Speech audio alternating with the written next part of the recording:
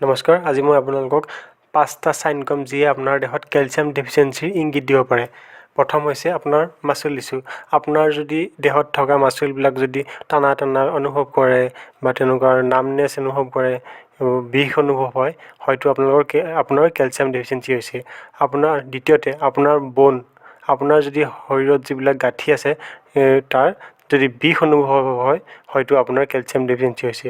তৃতীয়তে আপোনাৰ dental problem, আপোনাৰ যদি দাঁতত যদি সোনকালে পোকে খাইছে বা দাঁত আপোনাৰ উইক হৈ গৈছে, তেতিয়াহ'লে আপোনাৰ হয়তো কেলছিয়াম ডেফিচিয়েঞ্চি হৈছে। 4 নম্বৰত নিউৰলজিকেল চিমটম, ধৰি লওক আপোনাৰ কিছুমান এনেকুৱা ধৰণৰ হ'ব পাৰে, ধৰি লওক আপুনি খুব ভাগৰ অনুভৱ কৰে, আপোনাৰ ডিপ্ৰেশ্যনত ভোগা নিচিনা অনুভৱ কৰে, মুড চুইং হৈ থাকে, বহুত খং উঠি থাকে, হয়তো আপোনাৰ কেলছিয়াম ডেফিচিয়েঞ্চি হৈছে।